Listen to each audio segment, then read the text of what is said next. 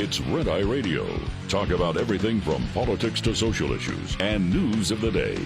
Whether you're up late or you're just starting your day, welcome to the show. From the Uniden America Studios. For Gary McNamara and Eric Harley, Dan Mandis, this is Red Eye Radio. 866-90-RED-EYE is phone number, 866-907-3339. You can find out more about me on the Dan Mandis Show Facebook page. Throw the host a bone if you would, and follow me on X at Dan Mandis Show. I put stuff up there just about every single hour. So if you want to check it out, please do. I host a morning show in Nashville on Super Talk 99.7 WTN. Headline: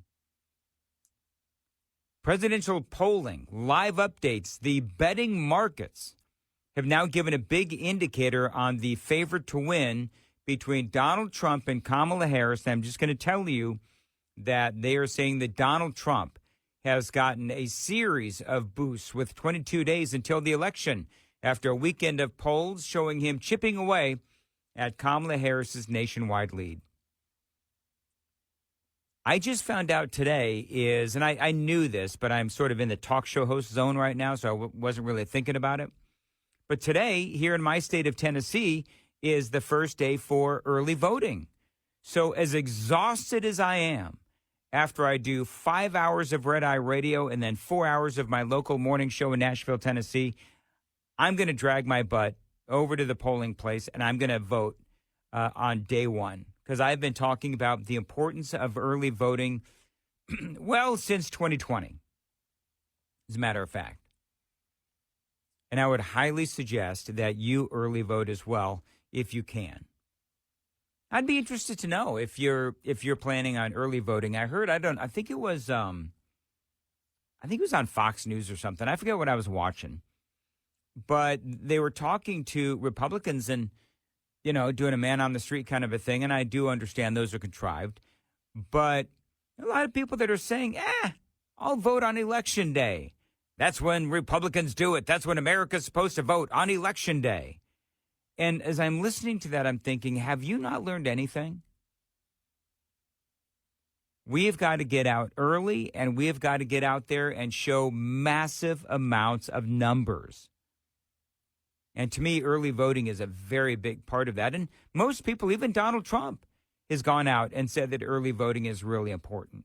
Anyway, Donald Trump, they say, has a 10-point lead in the Real Clear Politics betting average. And platforms like Polymarket show Donald Trump with almost a double-digit lead. Something called Kalshi, K-A-L-S-H-I, a prediction site. Donald Trump has a 54% chance of winning, with Kamala Harris at 46% as of early Monday afternoon. See, that's what's going on. That's why she's talking about going to speak to Fox News and Joe Rogan. They're saying, word is she is in negotiation with Joe Rogan and Fox News. Now, here's my question. Let me ask you a question. What is there to negotiate? Because I actually saw that word, and it triggered me earlier today. Kamala Harris in talks with Fox News to do a long-form sit-down interview with Bret Baier. What is there to negotiate? You come in Tuesday afternoon at 2 o'clock. You sit down for 30 minutes. But you know what she's trying to do? She's trying to negotiate like, okay, don't ask me this, don't ask me that, no follow-up questions. That's what she's trying to do. And as I said earlier in the broadcast, Joe Rogan does not need Kamala Harris. And Fox News certainly doesn't need Kamala Harris. But that shows you how desperate she is. I'm giving you these numbers. And that shows you how desperate she is.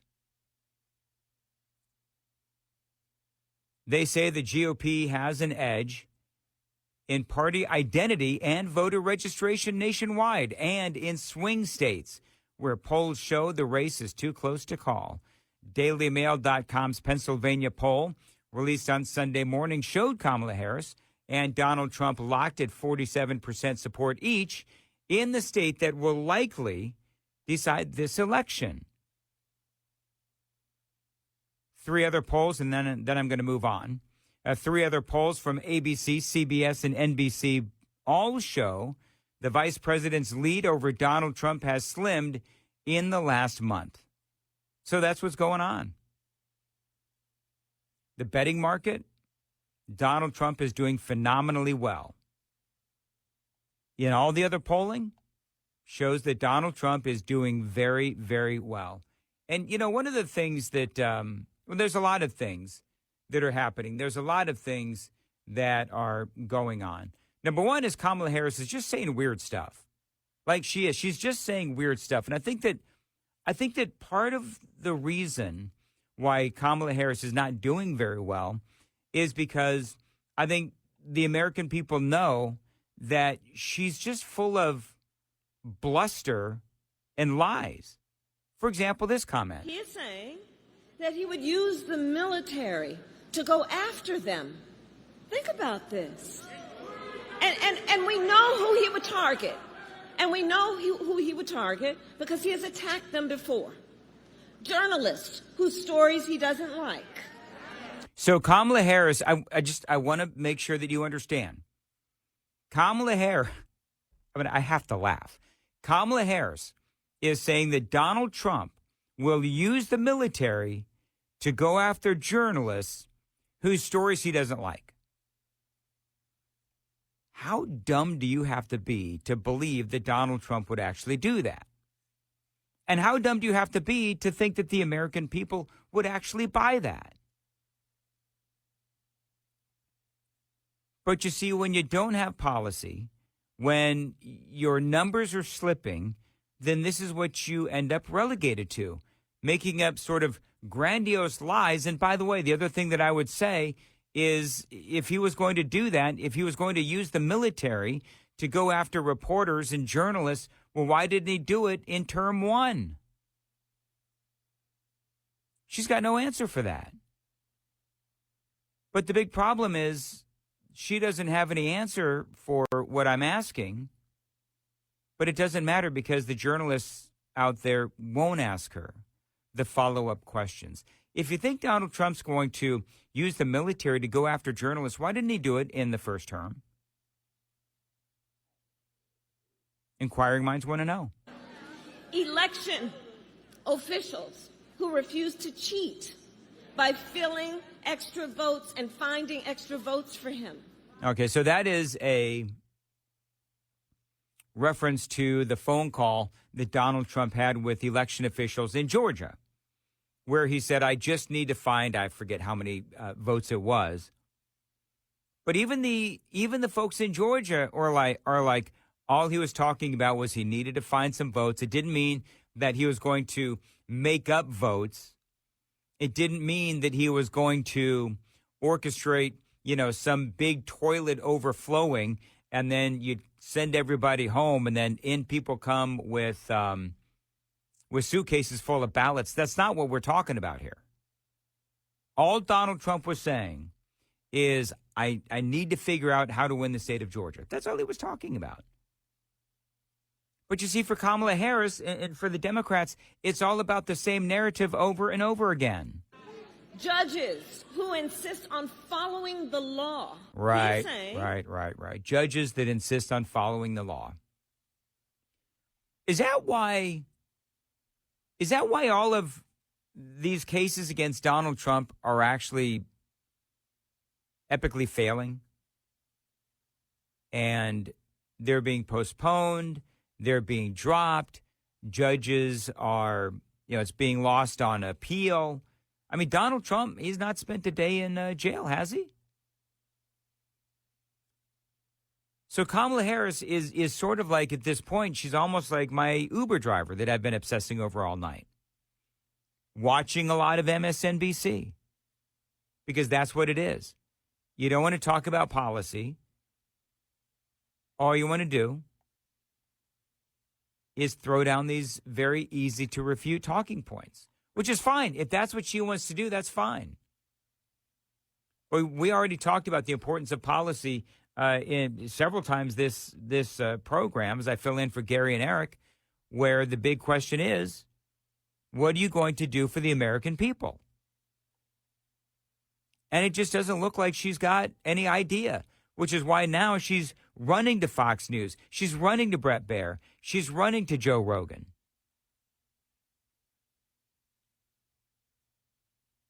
You see what Joe Biden did?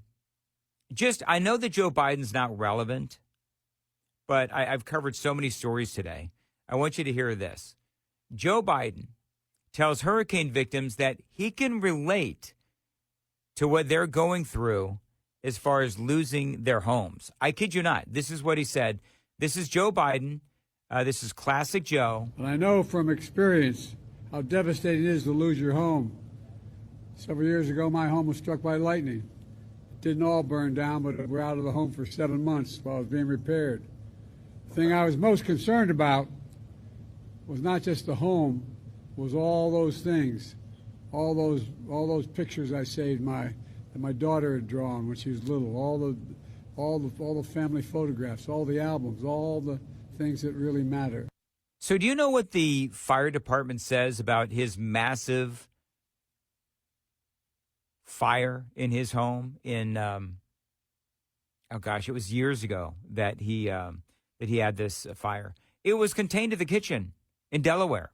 It was contained to the kitchen. Nobody was hurt. The damage was minimal. Joe Biden has been prone to, as you know, exaggerate. And that is another exaggeration. Can you imagine? I mean, if you know Lion Biden, if you know the things that he's lied about, can you imagine sitting there in front of the president, knowing that he's lying or exaggerating about what happened to his home in Delaware, where he says, oh, my gosh, we had to be out of our house for 7 months because of this massive fire. Fire department's like, no, it wasn't massive. It was contained to the kitchen.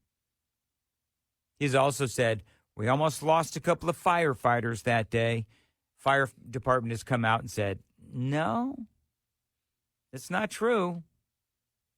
His uncle also didn't get eaten by cannibals. There was that one as well. I mean, honestly. Tim Walz did an interview, and I was listening to some of the audio earlier, and I got to tell you, the more that you listen to Tim Walz, the more you realize that he's having a really hard time. And the reason why Tim Walz is having a hard time is because most people will tell you that he is in way over his head. And so he doesn't really have any kind of an answer to the questions when they're asked. I'm going to give you some examples. Here's one audio bite of Tim Walz, and they're talking about the border. U.S. Customs and Border Protection say there were 10 million illegal crossings in the first years of the Biden administration.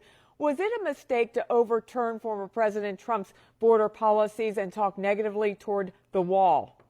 Well, the first day in office, President Biden and Vice President Harris put a proposal forward. And what we know is that crossings are down now than when Donald Trump left office. We also know that there is a solution to this. It's a bipartisan bill. All right, so that is Tim Walz. Now, he's lying because on day one and in the days that followed, they had 94 executive orders dismantling everything Donald Trump did to protect our southern border. When he says that crossings are down to whatever it is, the lowest in 4 years. Well, that tells you that they could have fixed this problem 3.5 years ago. So his answers are so easily refuted, and they're clearly lies. They're clearly lies.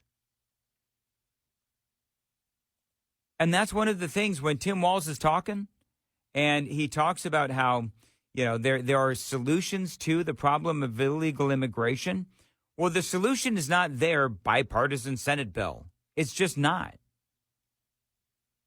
We went through that earlier. Here's one more, then we'll take a break. Voters are worried about the economy, prices at the grocery store, the gas pumps. They've risen under the Biden-Harris administration. What would you do differently if elected? Now, listen to him not answer the question. Yeah, well, I think, first of all, we're seeing inflation start to cool some. We're seeing proposals put forward, whether it's price gouging. Look, Donald Trump's disastrous handling of COVID left a bit of a mess, but we're focusing on this. All right, so my question is, because he says he's focusing on this, that's one of the things that I've noticed, whether it's Karine Jean-Pierre, whether it's Joe Biden, whether it's Kamala Harris, they always said, well, we are hyper-focused on the economy. We are super-duper focused on how to lower prices for the American people. All right? What'd you do? You spent more money. That caused inflation to rise. So when you say that you were hyper-focused on the prices that people were paying at the grocery stores, well, you weren't supposed to be focused on making them go higher. You were supposed to be focused on making them go lower. But I know these are, really difficult concepts for the Democrats to comprehend.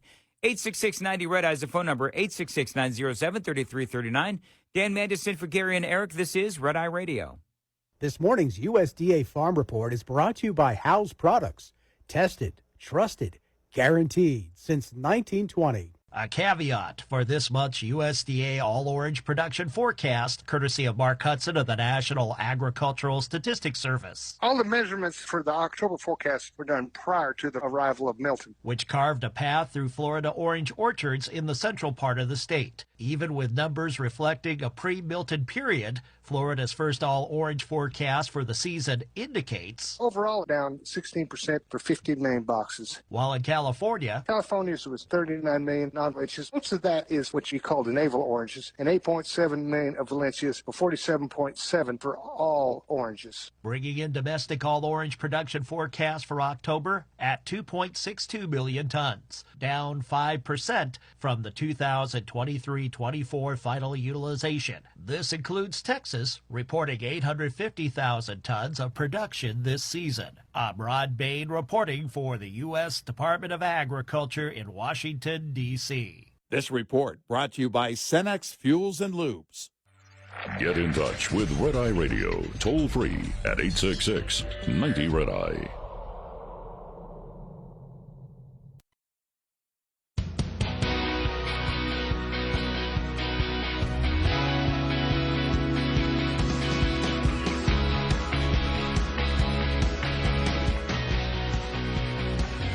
Red Eye Radio, 866-90-RED-EYE is the phone number, 866-907-3339. It's kind of having some fun with some Tim Walz audio. He was on what looks like this is a local interview, a local news station or what have you. And the answers are just not good. And I think that it's clear that Tim Walz is in over his head. And as far as yours truly goes, I think that there are a lot of Americans who are taking a good long look at not only Tim Walz, but also Kamala Harris, and they are deciding to go with Donald Trump. That is what the polling is showing. Been telling you about this at least most certainly the last couple of days, where they are looking at some of the polling and shows that Kamala Harris is losing momentum and a lot. Let's see here. Let me talk to Bruce real quick. Bruce is calling from Las Vegas. Hey, Bruce, go ahead. Hey, yeah, I hear this stuff, and as a Trump supporter, 100%. I just find it crazy that there hasn't been I haven't heard an episode with anybody talking with a psychologist on what would you terminology-wise call what Camilla's doing. I mean, it's so obvious to intelligent people that there's something very bizarre going on. You know what I mean? Well, so our connection isn't real good, and I appreciate the call. I think you said that you wanted to know what psychological term would you use to describe Kamala Harris. Pathological liar. I don't know if that's a psychological term, but she's also a politician, so I guess they're one and the same. Thanks for the call. 866-90-RED-EYE is the phone number, 866-907-3339. Dan Mandis in for Gary and Eric, Red Eye Radio.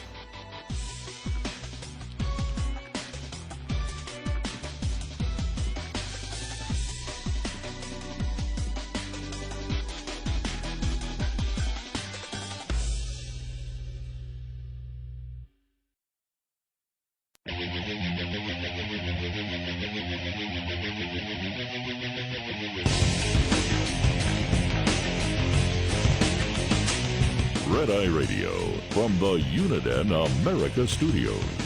Now, for Gary McNamara and Eric Harley, here is Dan Mandis.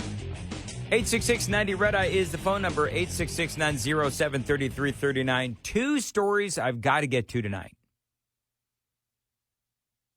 Stay close because Kamala Harris may have been busted for plagiarizing. Yep. Kind of like she plagiarized Donald Trump's no tax on tips. Kind of like the same thing. But there's this big story about drones out there that are targeting our military bases. Now, the Daily Mail has a big story about how they operated by some sort of a mothership.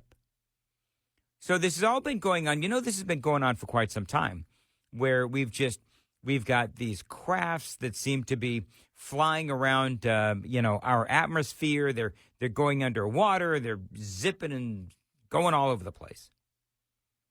And now we got drones. And they're not just like one or two that are just sort of quietly spying on us. I mean, these are massive amounts of drones that are being operated, they say, by some sort of a mothership. According to a top Pentagon official, retired Pentagon official is now confirming the UFO motherships were spotted releasing swarms of smaller craft, adding further mystery to the still unexplained intrusions over multiple U.S. military bases. Now, here's the crazy thing. Yesterday in the news, there was a story about how there were dozens of drones that were flying around Langley, I think it was Langley, out there in Virginia. And it happened for like 17 straight days. And they didn't do anything about it. They didn't shoot these drones down. They didn't try to, I don't know if you try to capture them, but literally all they did was they had meetings. While you have all these drones that are basically spying on our bases.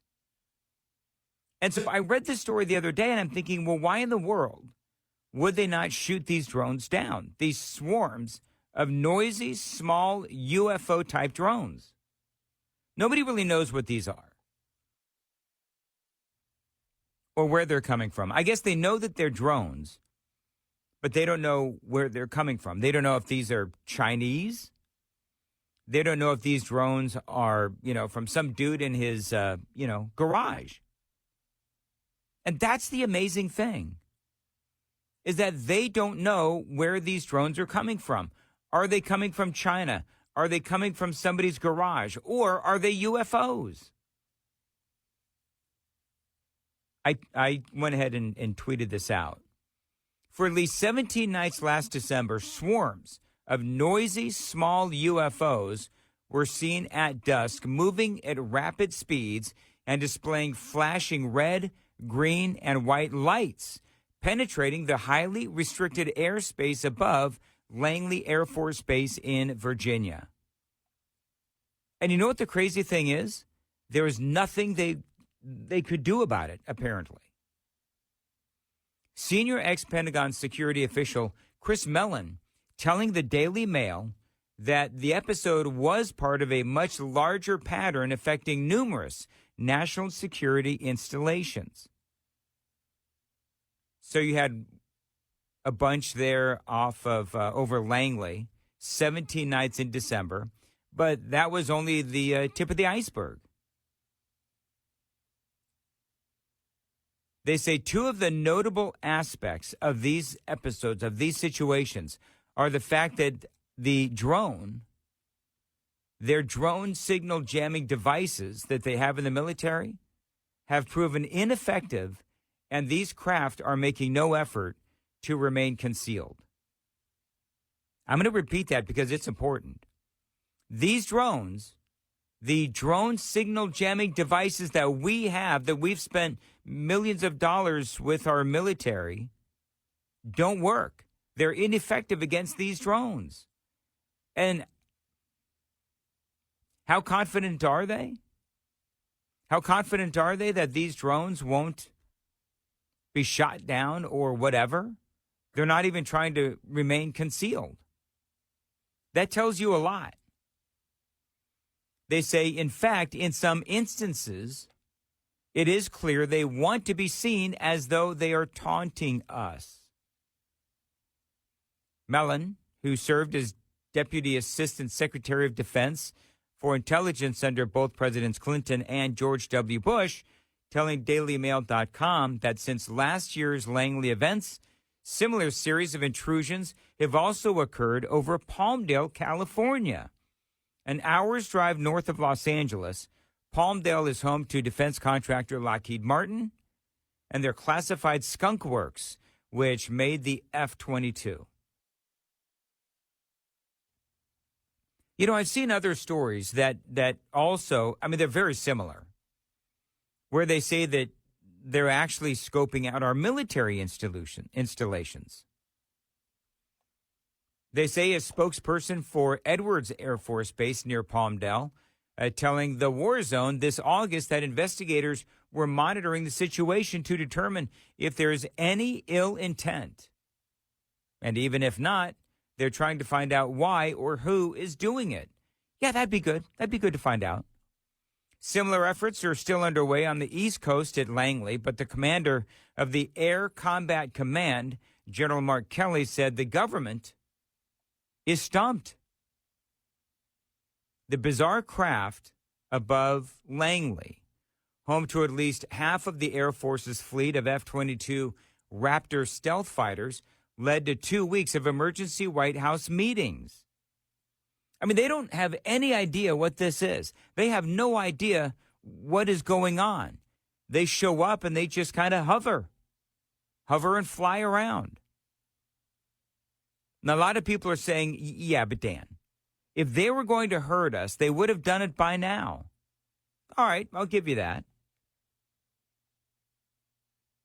But there's still something to be said for laying in wait.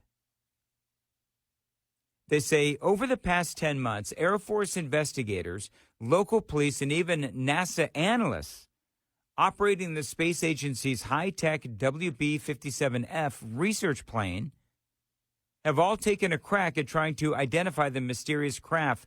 Nobody knows what this thing is. This mysterious craft, people are like, we don't know. We have no idea what it is.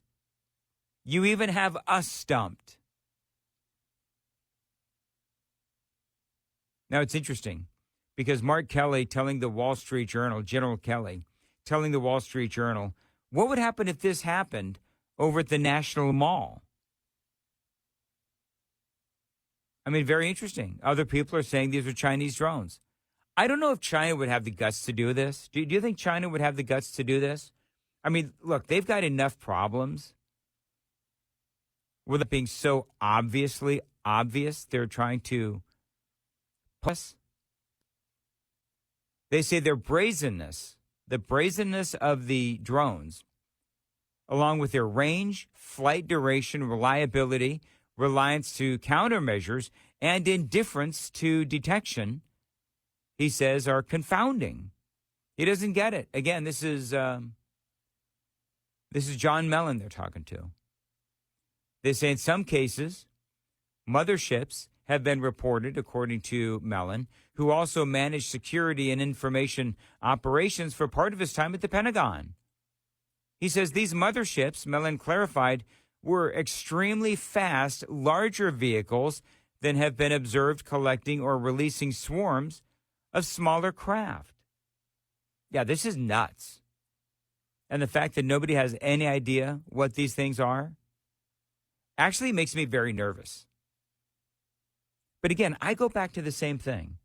And I know I could take hours of phone calls on what you think this is. I think everybody's got an opinion, but we just simply don't know right now. But it is worrisome to folks. It's worrisome to me.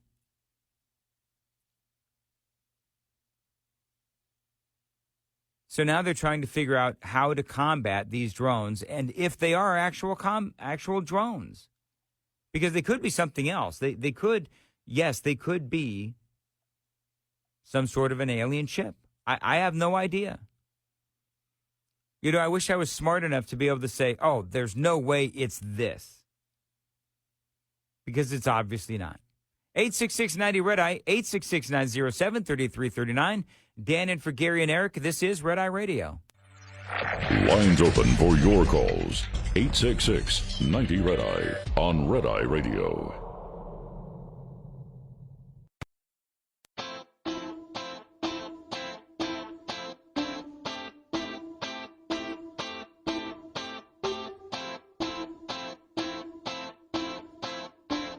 It's Red Eye Radio, 866-90-RED-EYE. Kamala Harris. Just add this to the list of problems. She is accused of plagiarizing in her 2009 book about being smart on crime. Harris's book features 27 instances of plagiarism, according to the Plagiarism Hunter.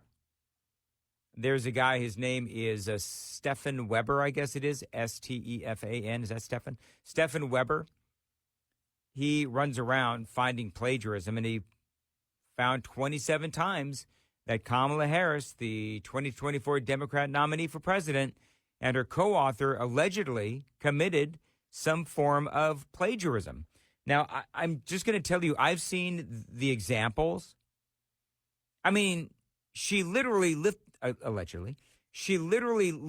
passages from one book to hers. No quotation marks, no telling folks where she got the quote from, nothing. He found that 24 fragments are plagiarism from other authors, and 3 fragments are self-plagiarism from a work written with a co-author. So now I guess the question is, what does anybody do with this information? You see, that's what brought down Joe Biden's first run for office, didn't it? Plagiarism. If I remember right. Didn't they find that he plagiarized a speech or something? And so when they found out that he plagiarized, he had to drop out of the race. Now, I think that it's highly unlikely that Kamala Harris will drop out of the race if this is indeed plagiarism. Some people are saying it's not. Other people are saying it is. I don't know. What I saw looked a heck of a lot like plagiarism because it was literally lifted from another book, no quotation marks, and no sourcing. And it's sort of funny because it's like, okay, so this isn't exactly an October surprise, and I think there's a lot of people that will be sort of like, doesn't care about this. Our times have really changed.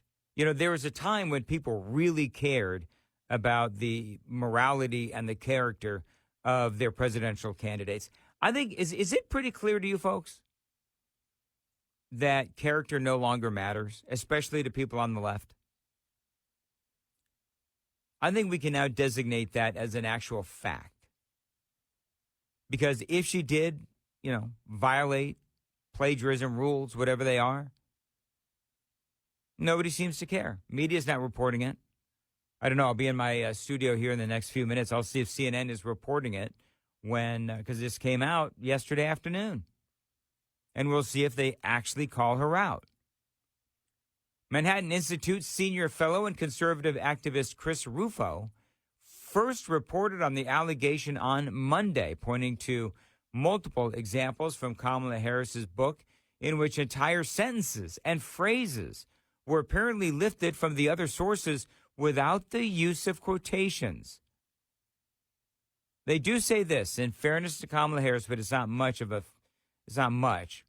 But they say, though in some cases, a footnote is citing the source. But still, I understand why people would be upset about this. I really do. They say, taken in control, there's certainly a breach of standards here. Harris and her co-author duplicated long passages nearly verbatim without proper citation and without quotation marks, which is the textbook definition of plagiarism, says Christopher Rufo. So I don't know. I guess the big question is she going to get away with it? I'm going to tell you right now, she is going to get away with it.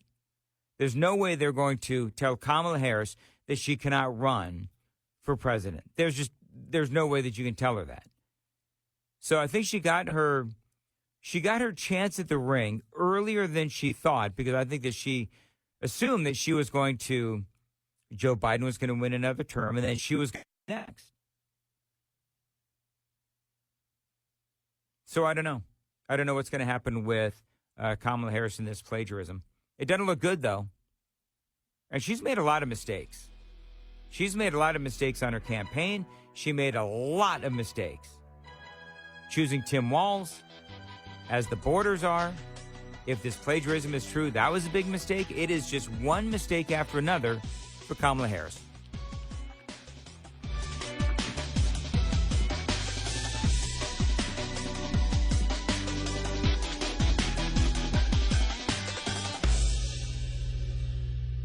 This is Red Eye Radio on Westwood One.